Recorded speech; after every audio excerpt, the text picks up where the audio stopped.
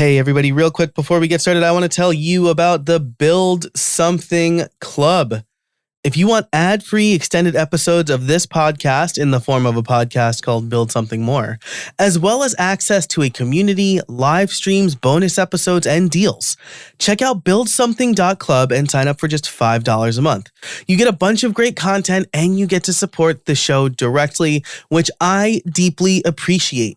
Now, today on Build Something More, Matt and I talk about his past, which is incredibly interesting. He was prior law enforcement. He moved out from his house around 8 years old because of some things that his parents got into, and just very, very interesting background story before he made the pivot into what he does today. So this is definitely a great story you'll want to hear. Again, if you can hear that, I should say, if you head over to buildsomething.club, you can sign up for $5 a month or $50 a year, get 2 months free.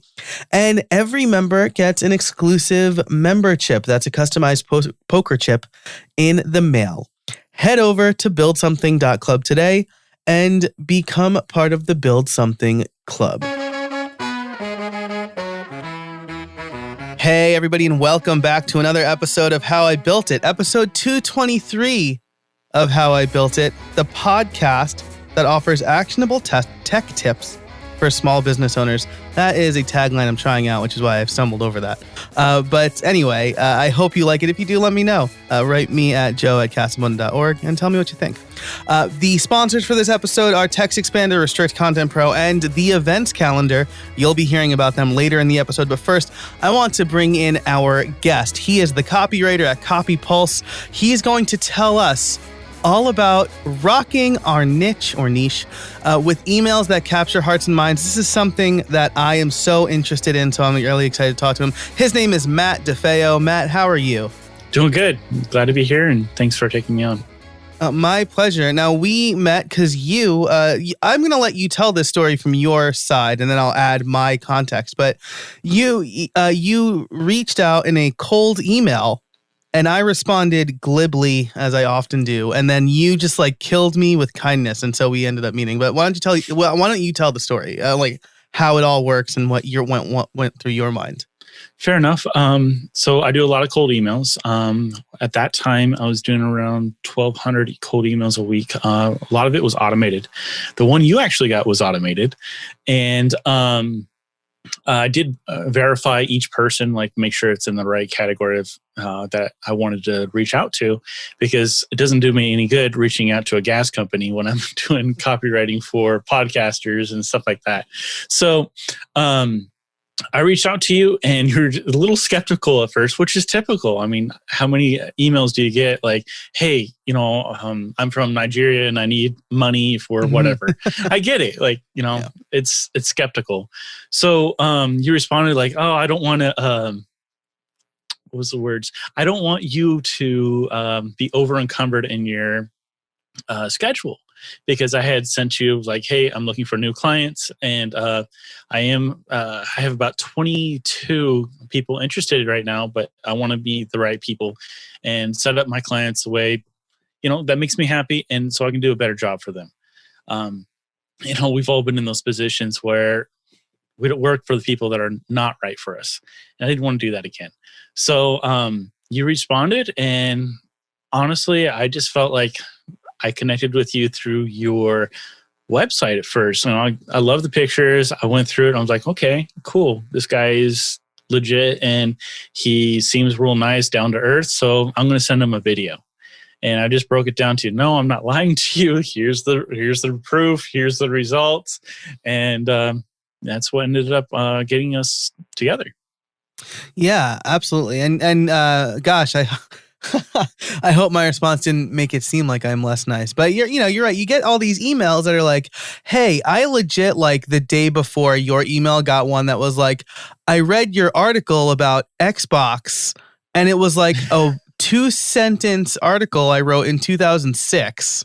Yeah. And it was maybe you can link to our resource. I'm do you know at all what you're doing right now? So I just kind of figured it was another robo thing, but yeah, we got together. You gave me lots of great advice. And that I think was really helpful. And I'm definitely excited to tell more people about kind of what you do in your services. So I guess let's start there, right? You did the cold outreach. What were you reaching out to me about? Like, what's your bread and butter? Honestly, bread and butter is emails. I am switching my focus from sales pages, landing pages, things of that nature, to just straight emails. And the reason is I like seeing the results quickly, so I can make quick adjustments for my clients. It makes it easier for them, and it makes them able to see it right up front, like what I'm doing, and see the results almost immediately. I mean, you send to 100,000 people within 10 minutes, you have results. So, it's a big difference.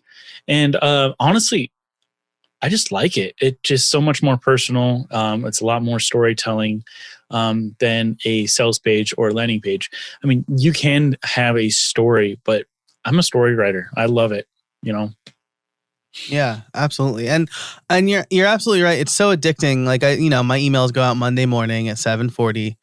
And like at 8:00, I'm like, how many people opened it by now? How many people clicked? Did I get unsubscribes? Like, so you're right. It's really addicting, and it's really interesting. I haven't done like deep testing, but I will see kind of what headlines seem to hit better faster. Mm-hmm. But I think that's so great, and you're right. It's a lot more personal than like a landing page, right? They tell you like a landing page should basically just be headlines, right? Like, at least that's Pretty what much. I've read, and that's I don't really like that. But then when I just skim landing pages anyway. Like, Yeah. I don't really read. I just thought, all right, where's the price? Right. So what made you, I mean, you mentioned like a whole bunch of reasons why you like email, but what was the thing that made you think I should move from landing pages to email? Honestly, it was my second client this year. I'm working for Cutco or Vector Marketing. And I don't know, I just really connected with my client. His name is Mike Monroe, and he's been fantastic. And he let me do everything I needed to do.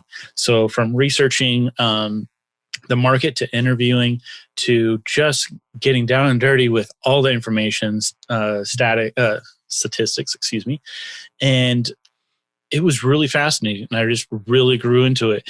And then hearing all the stories from that one particular client's was amazing, because what typically happens is that when you have a mass product or you're well known, you get all kinds of stories, like oh, it wasn't very good, or this is a scam, or I didn't really care for it, whatever. Or you get the ones that are just so excited to be on an interview that they just they basically blow it up, and you're just like, okay, where is it?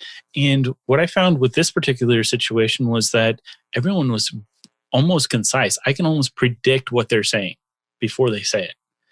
Wow. Like, that's how consistent it was. And I was like, maybe this is the better for me, because first of all, I do really well with doing interviews. And being prior law enforcement, I'm pretty good at it anyways because of that. So it was very fascinating, and it was an easy fit for me. I've done emails before, and it was just so because it was mainly like click funnels and things like that. But this one was the one that was like, okay, this is it. This is what I want to do. That's great. And so you mentioned your prior law enforcement. I don't know how much you tell that story, but maybe we can dig into that. Sure. What made you do the switch later in Build Something More? I think that would be a fun story. Okay. So maybe not a fun story if I'm remembering the details right, but it'll be an interesting story. Yeah. So that's great. It's always great to have a client that kind of gives you the breadth and the autonomy to kind of do a new job the right way, right? I think that's always it's reassuring as a freelancer. Very. And the fact that he trusted me to do all this with almost no prior experience, as in with him. I've had experience with other people. It's just, he pretty much said, hey, this is me. This is what I want. Go do it. And it was fantastic. I loved it. It was a great experience. I'm actually just waiting to get the next project from him. So it's been fantastic. Definitely going to be doing this more. Nice. That's fantastic. And so you mentioned let's move maybe one level out to big picture stuff. Sure. The reason that you're focusing so much on email campaigns is because, I suspect that there are a few reasons for it, right? It's not Facebook. You own the list. But it's also people I've been telling people who are starting podcasts, like, build your list. Like, your call to action should be build your list, because those are people who are buying into your idea. And so what, I guess, to ask as directly as possible, like, what kind of ROI, right? What kind of return on an investment can you get from investing in your email list? Well, let's just say by optimizing your email list and paying into it, for every dollar that you put into it, you get 42. And that's been studied quite a bit. I think it was HubSpot that did that statistic. And so far, I'm finding it a little bit more higher than that for my clients, around 55. But it's sort of hard to track too, I'm not going to lie, because every business has their own ClickFunnels and has their different processes and how they want to track their ROI. Because if they're just focused on getting more subscribers, the return on interest is different than somebody who's doing profit only. This episode is brought to you by Restrict Content Pro. If you need a fast, easy way to set up a membership site for yourself or your clients, look no further than the Restrict Content Pro WordPress plugin. Easily create premium content for members using your favorite payment gateway, manage members, send member-only emails, and more. You can create any number of subscription packages, including free levels and free trials. But that's not all. Their extensive add-ons library allows you to do even more, like drip out content, connect with any number of CRMs and newsletter tools, including ConvertKit and MailChimp, and integrate with other WordPress plugins like bbPress. Since the Build Something Club rolled out earlier this year, you can bet it's using Restrict Content Pro, and I have used all of the things mentioned here in this ad read. I have created free levels. I've created coupons. I use ConvertKit, and I'm using it with bbPress for the forums. I'm a big fan of the team, and I know they do fantastic work. The plugin has worked extremely well for me, and I was able to get memberships up and running very quickly. Right now, they are offering a rare discount for How I Built It listeners only. 20% off your purchase when you use RCP How I Built It at checkout. That's RCP How I Built It, all one word. If you want to learn more about Restrict Content Pro and start making money with your own membership site, head on over to howibuilt.it/RCP. That's howibuilt.it/RCP. Thanks to Restrict Content Pro for supporting the show. And now let's get back to it. Great. We've set the stage now, right? Listeners, you should be very interested in this, because for every dollar you put into your list, you can get around average, we'll say $42. Yeah. You mentioned user interviews and doing some research. What kind of research what kind of research are we talking about here? Is it research on who to target your mailing list to, or what to write to them, or like the content upgrade to get them to sign up? What are we talking about? All of that, actually. Yeah. And then a little bit more is what they're saying about your product. I was working for a company called ChargeTech for a while, and immediately when I got there, I was just like, okay, what is this product? And it was a CS10 and some serial number, right? And after talking to 3 people, I was like, no, we need to change this. Everybody's calling it the all-in-one charging station. I mean, that makes sense, right? Like, you know what it is immediately, not CS10. Like, nobody knows what that is.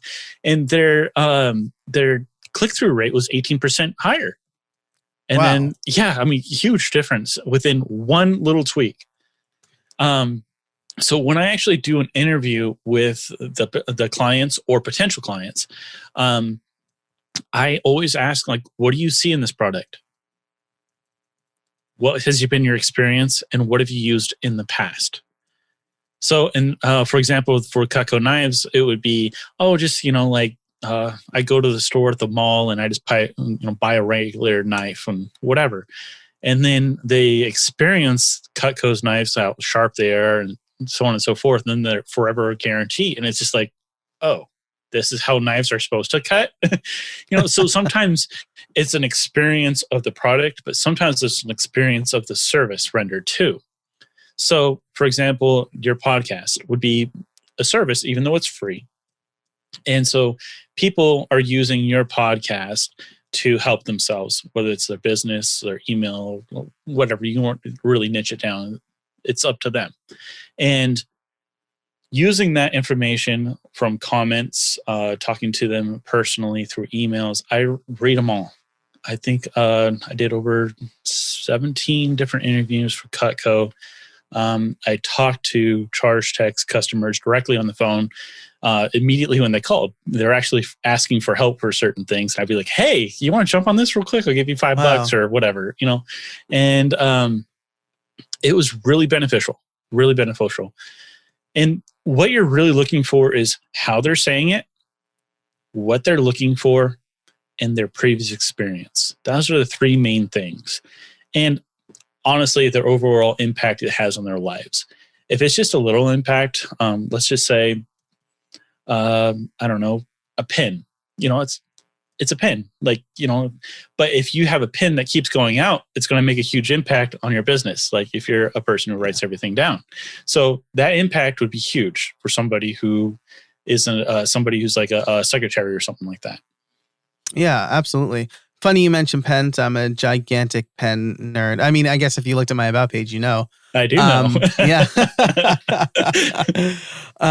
So that's a great example. And again, it makes a lot of sense. When you mentioned the name, the CS10, whatever, it made me think of the Sony headphones, like the Sony noise canceling headphones. They're just so bad at naming their products.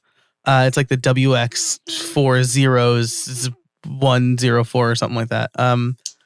So like, maybe first have a pronounceable name, right, for your product so people can talk about it. Absolutely. Yeah. You mentioned, so first of all, you say doing interviews with clients, potential clients.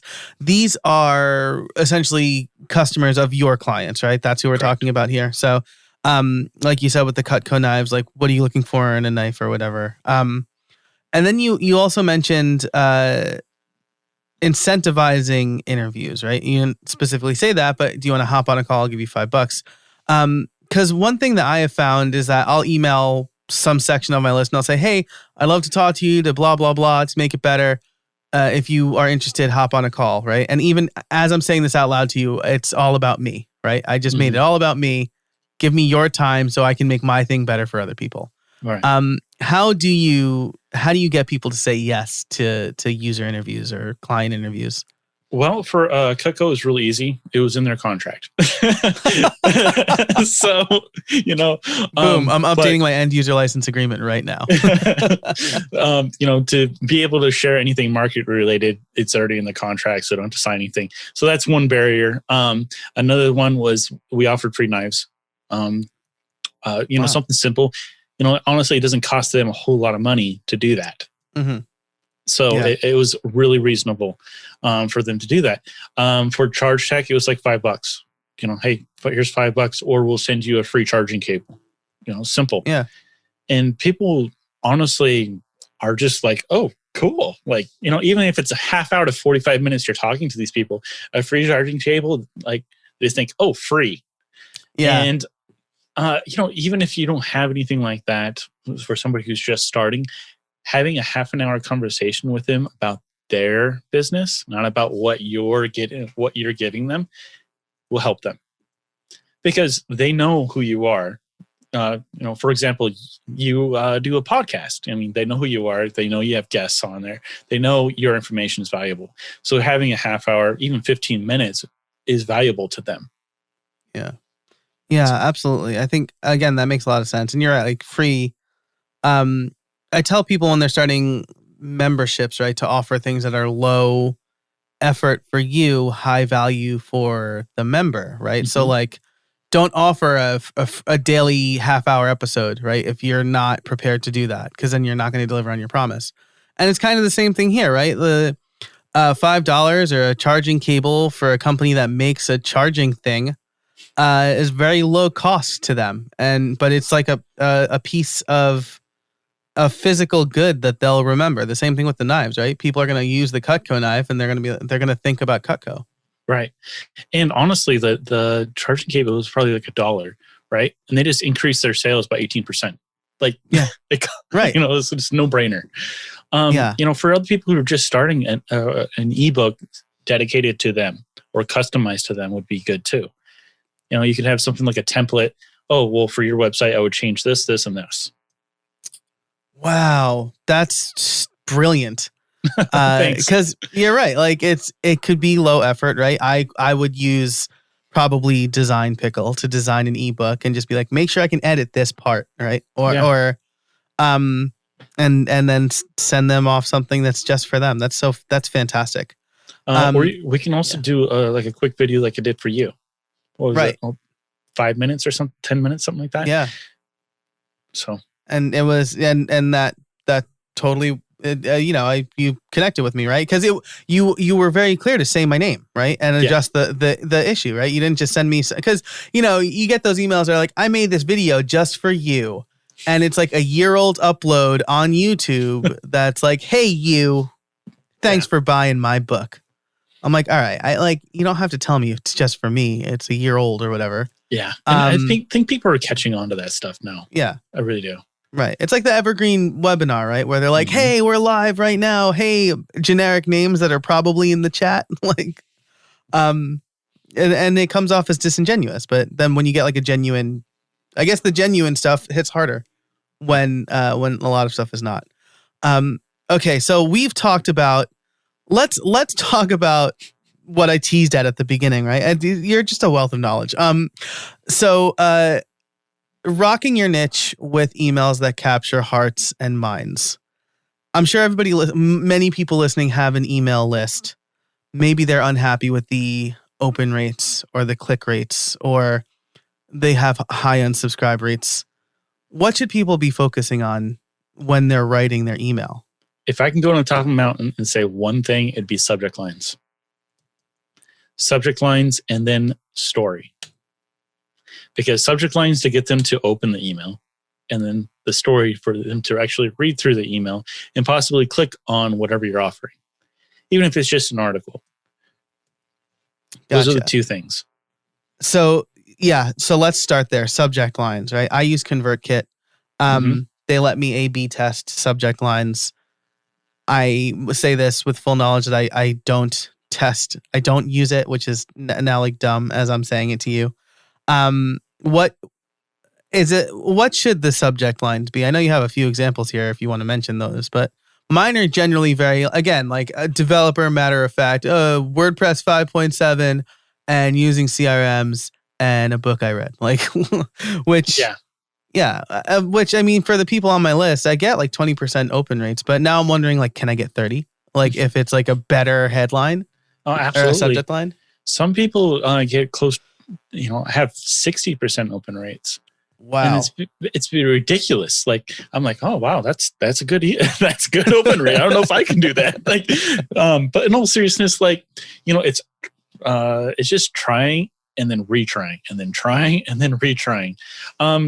So my little secret that you actually had me fill out was, honestly, one night we were sitting down at the dinner table and my daughter, who was 3 at the time, she's like, Daddy, don't talk to squirrels or hot dogs. Just out of the blue. And I'm like, what? And I looked at my wife and I was like, that's a good subject line. And so I made a story out of that. And honestly, people are like, what are you talking about? Like immediately when they see that. And I get really good open rates off of that. But that is in my automated sequence. Okay. Mm-hmm. They already know me a little bit. They know I'm a little off kilter on subject lines because it stands out. It works. I am not a fan of name plus your business or name and then whatever else are there. They know by now that you're not, writing that specifically for them. Does it work? Yes. But I think, honestly, more customization and more thought put into subject lines will help you. There's plenty of generators out there that will automatically spin your whatever you put in there. And honestly, I start there. I start with a generator, and then I'll write, I don't know, 100 subject lines or 100 titles or whatever. Because essentially a subject line is a title. Mm-hmm. But if you twist it up and make it unfamiliar to most people, they'll click it. Interesting.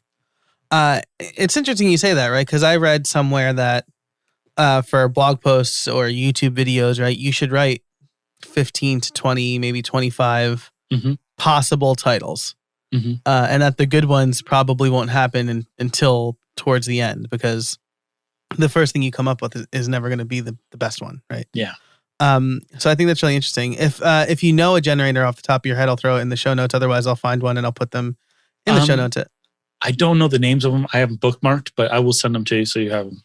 All right, sounds great. And you'll be able to find those over at howibuilt.it/223. Those will be the show notes for this episode. So subject lines. So I love that, because I mean, there was a show on probably when both of us were, we might both be too young to remember it, but kids say the darndest things. Oh yeah, I remember that one. Yeah, right. Yeah. And it's just, don't talk to squirrels or hot dogs. My daughter says things to me like, we have a half bath, and she's like, Daddy, this is a bathroom. And I'm like, yeah. She goes, where's the bathtub? And I'm like, I don't know. That's a really good question. It's just funny to see how kids' minds work. And so, maybe I can steal that. And where's the bathtub, or why is this called a bathroom, or whatever? Well, you definitely could. You definitely could. Where's the bathtub? And then have it about like trash emails or trash websites. Yeah. Throwing it out the toilet or whatever. Oh, love it. That's awesome. Okay, so subject lines, super important. They get people to open the email. If we are doing A/B test, I'm sure that the A/B test subject line is not unique to ConvertKit. Though, I mean, if it is, check out ConvertKit. But I'm sure it's not. No. So when we are A/B testing, how different should they be? Should they be like dramatically or slightly? Because the way the ConvertKit one works, for anybody who doesn't know, is it'll take, I think, 25% of your list and then divide that in half and send half A and half B. And whichever one has the best rating, open rate, click rate, whatever, it'll take that and then send it to the rest of your list. Right. So basically what I would do is the same body, but different subject lines for each one. And then you can do vice versa once you know the winner. Okay. So change the body and have the same subject line. Does that make sense? Yeah. So A/B testing will have the same body, A and B. B is the winner. So now we take the B headline, have two different bodies, and A/B test that. Correct. And you don't have to change the whole body. You could just change the sentence where the link is, or just the first few sentences, or just one sentence. I know there's copywriters that have just changed one word and converted 13% better. Wow. It's amazing, and sort of mind-boggling at the same time. This episode is brought to you by Text Expander. In our fast-paced world, things change constantly, and errors in messaging often have significant consequences. With Text Expander, you can save time by converting any text you type into a keyboard shortcut called a snippet.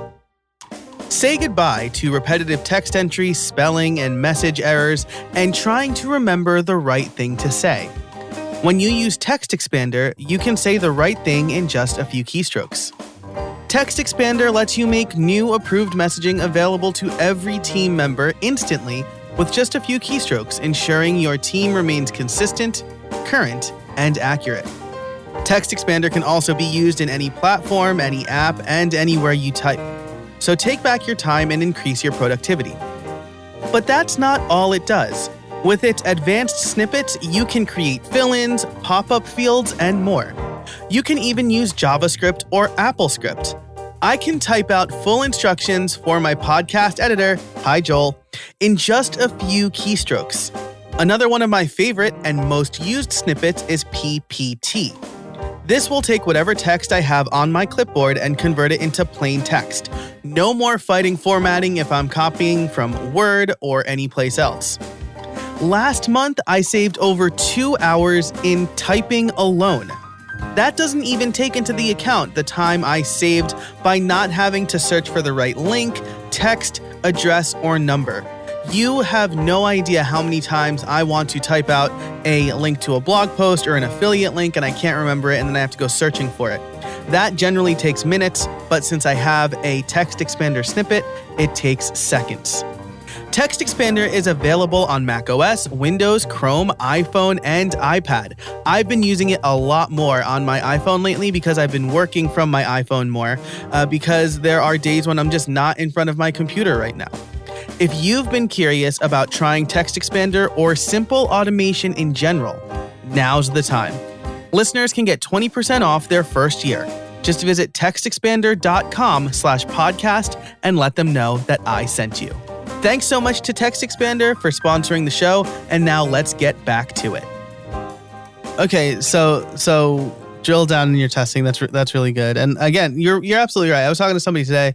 I'm doing a promo video for them, and he said that basically they tested their call to action and like adding the word like book a private call, private like increased the click rate in like by some percentage. Which is, I feel like people underestimate the importance of doing these kind of tests, right? And me too. I make a page and I'm like, well, I can check that off of my list and move on to the next thing. But how much money am I leaving on the table by not revisiting that in 3 days, 5 days, a month? And I also think that when you are just starting now or even mid-level business is that, like you have 100 things on your list and you want to get them done so you can make more money. And so sometimes you don't see all the problems that might be there. For example, running a copywriting business, I have trouble figuring out my own copy because I am in it and not seeing it from the outside. And so I hired coaches and it's okay. That's perfectly fine. That's the reason, as a human race, we can see each other's problems a lot better. Yep. And by asking your friend or, a coach or a copywriter, hey, what is wrong with this? Or do you see anything that I need to change? Oftentimes they'll point it out right away. Yeah, absolutely. And you're right. That is human. I was talking to my wife about something with maybe it was kids. She was talking to one of our friends who also has a 4-year-old, and my wife was like, yeah, I told her to just do this. And then she's like, why aren't I how come I'm not taking that advice myself? And I'm like, because it's easier to solve other people's problems. Like, it's just easier. You're not in it. You don't have you have less skin in the game. Your head's not filled with all of your objections. So I just think that's really interesting. So subject lines, number one important thing. Second, most important thing is the story inside, because without the subject line, people aren't going to read the story, right? So, right. Again, some really good advice that you gave me on our first call was, I showed you one of my emails I recently sent out, and you told me I don't have enough storytelling in there. It's all just like, here's a thing, I like it, here's why it's good. Right. Why is storytelling important? Well, since the beginning of time, we have told stories, whether it was drawing pictures on the wall or actually communicating them, to person. And it's the only thing that's transcended up to this point. I mean, everything else has changed. The way we cook, the way we do things, the way we build stuff. But for whatever reason, the story is stuck. And because stories are so captivating, I mean, they make your imagination go wild. Or create all kinds of possibilities. And stories are also very entertaining. I believe businesses both have to be entertaining and selling at the same time. And it's because people want to hear a story. They want to be entertained. They don't want to just go, hey, buy my product. Right. Yeah. Or, hey, this is so great because I did this. People want to be able to read something that is entertaining, fun, and something that'll stick with them.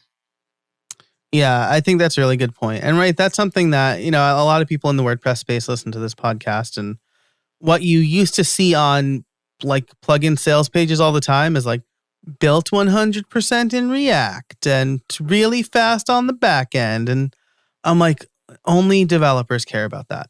Yeah. Like that doesn't solve if I am trying to find a CRM for my business and I want to use a WordPress plugin. I don't care that it's built in React. I care that I can like get a reminder when I need to follow up with a client. Exactly. So, and stories can show also how useful it is to somebody.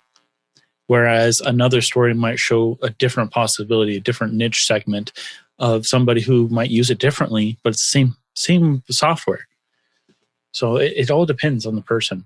Yeah, absolutely. And I can hear the listeners right now. Some of them are saying, I don't have any interesting stories. What stories do I tell? Okay, that's easy. When you go down and sit at somebody else's table and people start talking, what is the story that you go, oh, this happened to me at, I don't know, Hawaii. We had the worst time. Our car crashed, our plane was late, whatever. Tell that story. What's different? Yes, you're not sitting down at the table. It's not live, maybe, because it's an email. But if you're able to capture those moments and what you say at those dinner tables, that is the story that you should share with everybody else. If everybody else is laughing in front of you, everybody else is going to laugh at your emails too and have a good time with it. So a little secret of mine is to write down stories, just like a little quick blurb. Like, for example, that Hawaii story is actually legit. Actually happened to me. So it's written down. Some of the other stuff is like, what I've overcome. Like my mom was a prostitute. My dad was a drug dealer. So, those are big things that people are like, whoa, like, they make you stop and look. Okay, maybe, for example, maybe those things haven't happened to you. Okay, what has happened to you and your clients? Any blunders that you've had? Okay, learn from them, share them. Everybody knows we're human. We make mistakes. And if they can learn from you, that is still a story that you're sharing. This episode is brought to you by the Event Calendar. The original calendar for WordPress, this free plugin helps you with calendaring, ticketing, and more powerful tools to help you manage your events from start to finish. Whether you run school events, concerts at a venue, or fundraisers for nonprofits, the Events Calendar gives you the tools you need to make it your own. And with the Events Calendar Pro, you can create custom views, recurring events, add your own custom fields to events, and much more. Run virtual events? No problem. With the Virtual Events add-on, you can quickly and easily manage your online-only or hybrid events. With deep Zoom integration, custom virtual event coding for search engine optimization, and the ability to embed video feeds directly on your website, the Events Calendar makes putting virtual and hybrid events together easier. And I can't stress this one enough. Let me tell you, I have tried to roll my own webinar software, my own live stream event software, and it is difficult, and I have 20 years experience making websites. The Events Calendar is the tool that you need to make virtual events a lot easier. You can even sell tickets and only show the stream to ticket holders.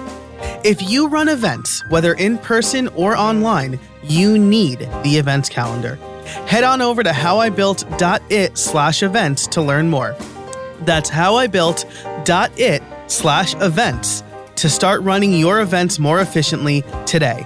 Thanks so much to the Events Calendar for supporting the show, and now let's get back to it.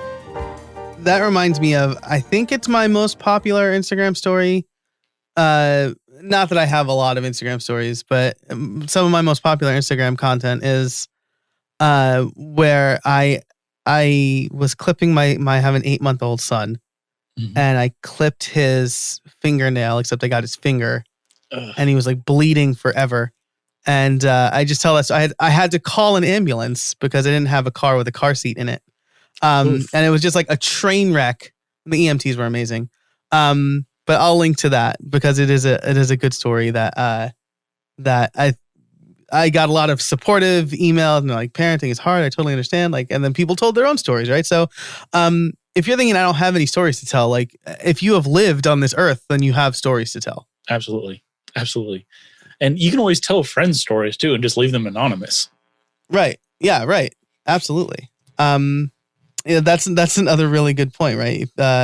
Either about your friends or things that your friend relate to you, right? It's not necessarily, this is what comedians do, right? Like a good comedian tells a good story, whether it actually happened to them or not, right? Right. Dana Carvey tells this. Dana Carvey, in one of his first stand-ups that I saw in like 1995, tells a story about how he went to the White House. He went to George H.W. Bush's White House and stayed in the Lincoln bedroom and had a conversation with George H.W. Bush so he could do this impression. And I was 10, and I thought for the longest time that like that actually happened. And I was like, oh, that didn't really happen to him. That's crazy. Yeah. So this has been great, man. I can't believe we've been talking for a half hour already. So let's talk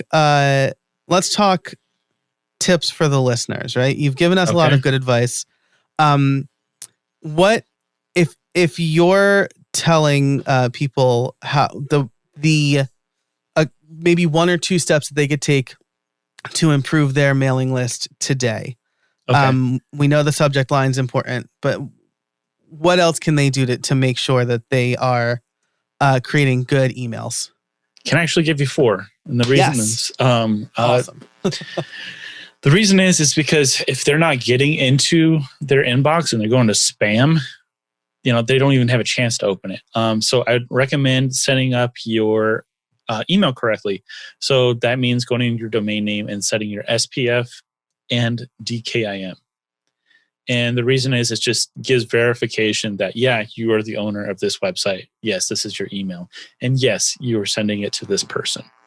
So it gives some kind of tracking for Google and other mail accounts. So that is a mistake I made at the beginning. And I don't even know how much it cost me. Yeah. So that's tip 1. Also follow other people that do good copy. I mean, particularly copywriters, because they typically know what they're talking about. Honey Copy is somebody I follow religiously. He's really good.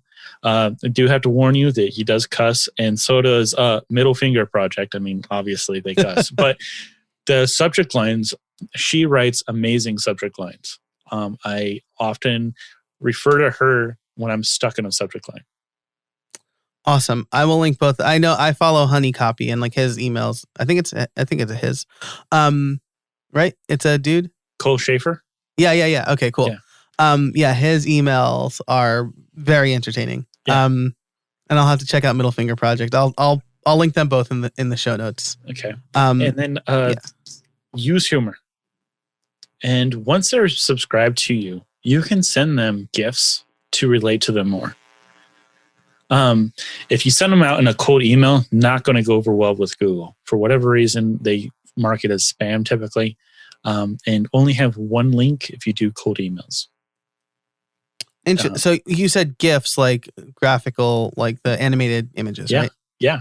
That's so interesting. Yeah. So basically, I did a whole thing about my dog, who's actually sitting right next to me, and how he's writing the email for me to get clients. And it was really funny, and everybody laughed at it that got it. But what I found out was 75% of them were going to spam because of the GIFs. Wow. Yeah. So Google essentially knows, and I guess we're talking specifically about Gmail here. Mm-hmm. But like, you can't see the face I'm making, but everybody has a Gmail account, or a Google Apps account, right? It's like all the same. So Google knows essentially when you're doing a cold email, and if you use too many GIFs or too many links, like it gets marked as spam. That's wild. That's pretty accurate. Majority of them. So my last tip is to use a warm up email provider. So Lemlist, there's actually one on AppSumo right now for sale for like, I don't know, $59 or something like that. And they warm up your email. So basically it's people responding to you with bogus information, honestly. So let's say, I don't know, Bob is talking to me, but it's a computer and we're just sending emails back and forth.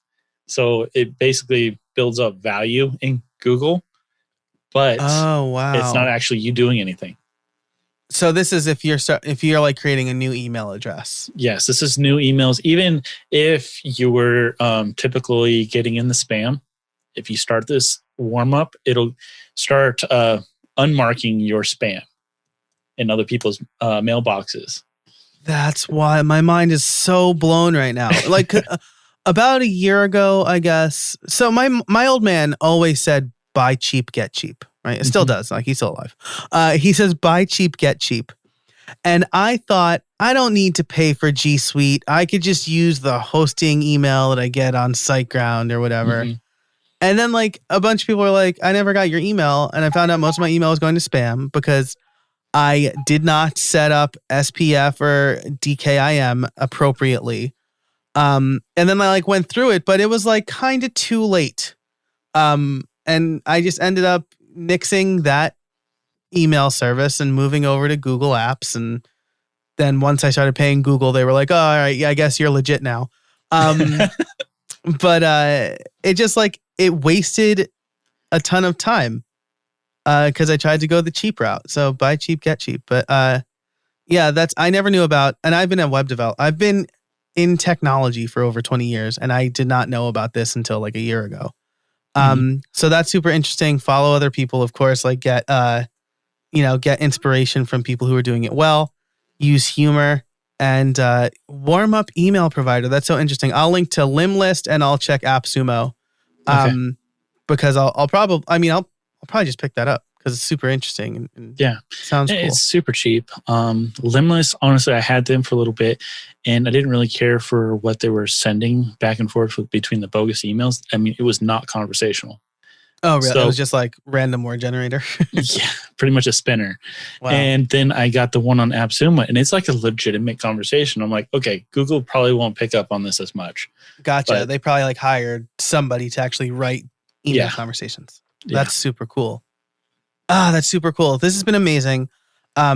If you are a member, of course, be sure to stick around for Build Something More. We're going to dig into Matt's past a little bit and what made him switch from law enforcement to email writing and copywriting.